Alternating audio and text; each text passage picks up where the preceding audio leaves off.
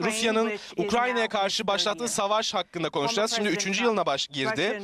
Eski Başkan Trump, Başkan Putin savaşın sadece Rusya'nın Ukrayna bölgesinde halihazırda ele geçirdiği bölgeleri elinde tutarsa ve Ukrayna'nın NATO'ya girmesi yasaklanırsa biteceğini söyledi. Bunlar kabul edilebilir mi? Öncelikle gazilerimiz ve askerlerimiz bu adama dayanamıyor.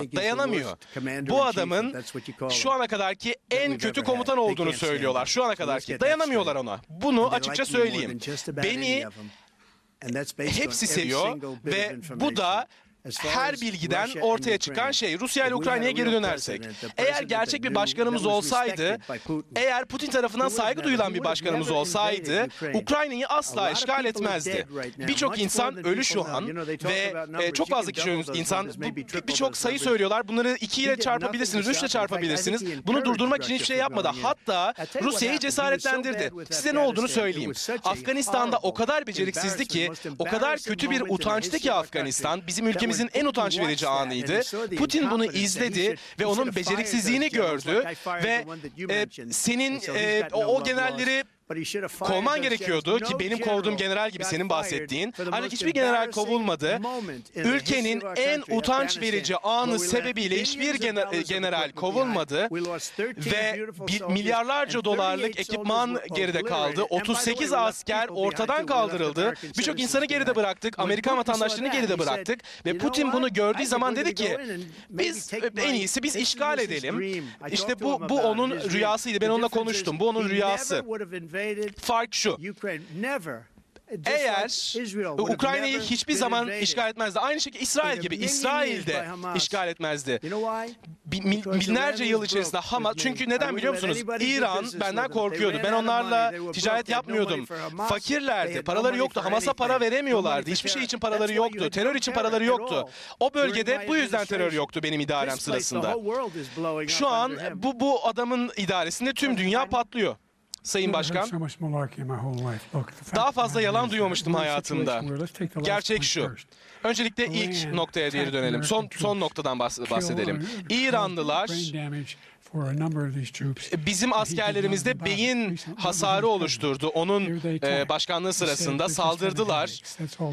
Bizim askerlerimiz baş ağrısına sahip olduğunu söylediler ve bizim askerlerimize saldırdığı zaman hiçbir şey yapmadık. İkincisi, 100 binden fazla Amerikalıyı ve diğerlerini Afganistan'dan dışarı çıkardık biz bu çıkış sırasında ve üçüncü olarak da kendimizi şöyle bir durumda bulduk. Eğer Trump'ın Ukrayna'da yaptığı şeye bakarsak, bu adam Ukrayna'ya Trump dedi ki, istediğinizi yapın dedi. İstediğinizi yapın dedi. Bu da Trump da tam olarak bunu yaptı. Putin'e cesaret verdi. İstediğinizi yapın dedi.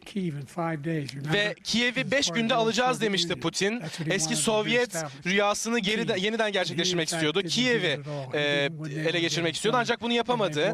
Ve binlerce asker kaybetti. Teşekkürler. 500 bin asker kaybetti. Ben hiçbir zaman, şimdi size bir dakika vereceğim ancak soruma geri dönmek istiyorum. Putin'in şartları kabul edilebilir mi sizin için? Hayır, kabul edilebilir değiller. Ancak bakın, bu başlamaması gereken savaştı. Eğer bir liderimiz olsaydı, herkese liderlik etseydi, şimdi 200 milyar dolar verdi Ukrayna'ya. Bu çok büyük bir rakam. Buna benzer bir şey olduğunu sanmıyorum. Zelenski bu ülkeye geldiği zaman 6 milyar dolarla dönüyor. O gelmiş geçmiş en iyi pazarlamacı. Harcanan para, bu savaşa harcanan para ki bu parayı harcamamalıyız ki çünkü bu savaş hiç olmamalıydı.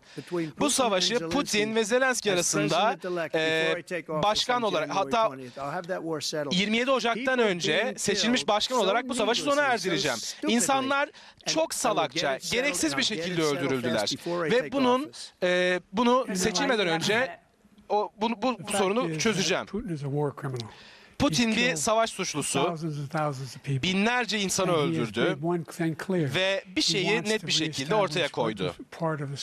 Sovyet İmparatorluğu'nun bir kısmını geri getirmek istiyor. Ukrayna'nın bir kısmını istemiyor sadece. Sovyet İmparatorluğu'nu geri getirmek istiyor. Ukrayna'da duracağını mı sanıyorsun?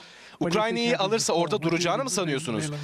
Polonya'ya, Belarus'a, diğer ülkelere ne olacak sanıyorsun? Eğer bunu düşünmüyorsan göreceksin ne olacağını. Eğer durdurmazsak göreceğiz. Bu arada Ukrayna'ya verdiğimiz tüm para burada yaptığımız silahlar. Para vermiyoruz, silahları veriyoruz. Daha önceden üretilmiş silahları veriyoruz. NATO müttefikleri Ukrayna'ya bizden daha fazla mühimmat vardı. Biz de bu yüzden güçlüyüz.